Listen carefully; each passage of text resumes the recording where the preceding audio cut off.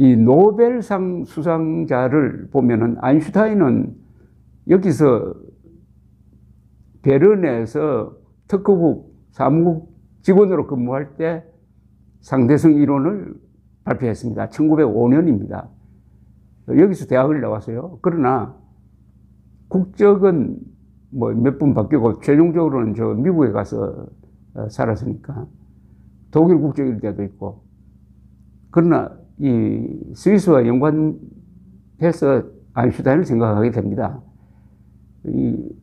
그러니까 노벨상을 어느 나라가 많이 배출했느냐 통계를 낼 때 스위스와 연관된, 스위스 국적자는 아니지만 스위스와 연관된 노벨상 수상자가 100명이 114명이라고 합니다. 그리고 9명 또는 9개의 수상자는 스위스에 있는 국제기구가 받았습니다. 자, 정식으로 이제 국적별로 나누면은 노벨상 수상자 랭킹이 1위가 미국입니다. 385명. 2위 영국 133명, 독일 108명, 프랑스 70명, 스웨덴 32명, 러시아 31명, 스위스가 28명이네요. 그러니까 세계 1등이 미국, 2등 영국, 3등 독일, 4등 프랑스, 5등 스웨덴, 6등 러시아, 7등이 스위스입니다.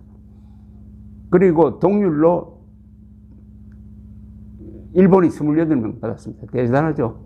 아시아로서는 월등 아시아 국가 중에서는 일본이 압도적으로 1위입니다. 캐나다 27, 오스트리아 22명. 그러니까 국민 수당 노벨상 수상자는 스위스가 세계 1위입니다. 이것은 학문, 기초기술, 그리고 대학 수준이 아주 높다는 뜻 아니겠습니까? 이 스위스의 역사를 간단하게 이렇게 요약하면 이렇습니다.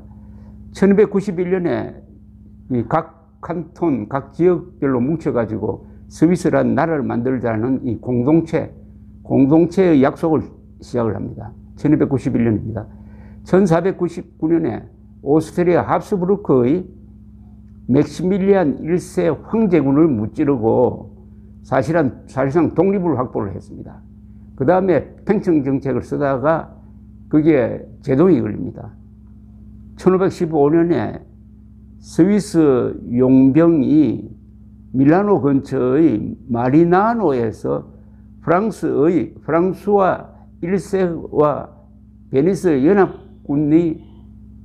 연합군과 맞서가지고 싸워서 거의 2만 명의 스위스 용병이 거의 전멸합니다. 이때부터 기가 끊깁니다. 대외팽창은.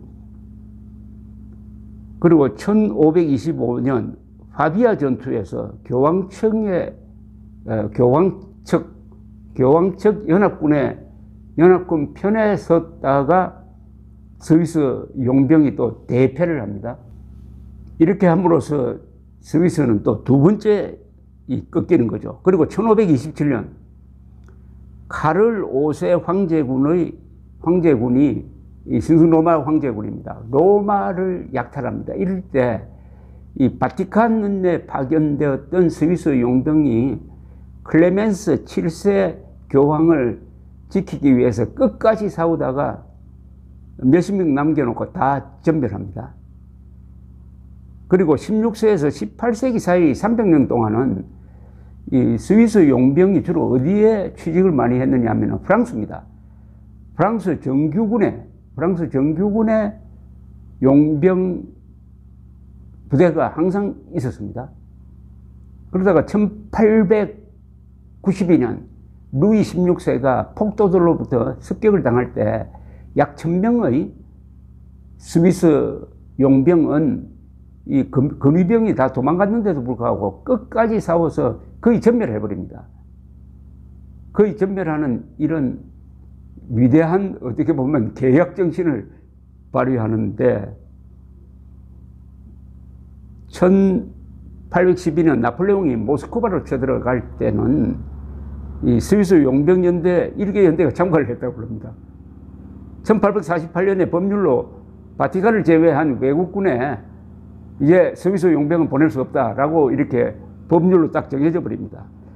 이 스위스가 총동원을 3번 한 적이 있습니다. 언제냐 하면은 1870년 보불 전쟁 때, 1914년 1차 대전 때, 1939년 독일의 폴란드 침공 직후에 예비군까지 총동원을 해가지고 대비를 하니까 나치도 이 스위스로는 쳐들어가지 못했다고 합니다.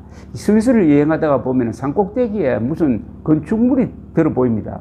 토치가 같은 거. 요게 바로 1939년 비상동원 체제를 만들어낼 때 만약 독일군이 쳐들어오면 어떻게 싸우느냐. 도시는 포기한다. 그 대신 다 산속으로 들어가서 게릴라전을 하기 위한 대비로서 했다고 그럽니다. 그러니까 독일군이 쳐들어오지 못했다는 것이죠.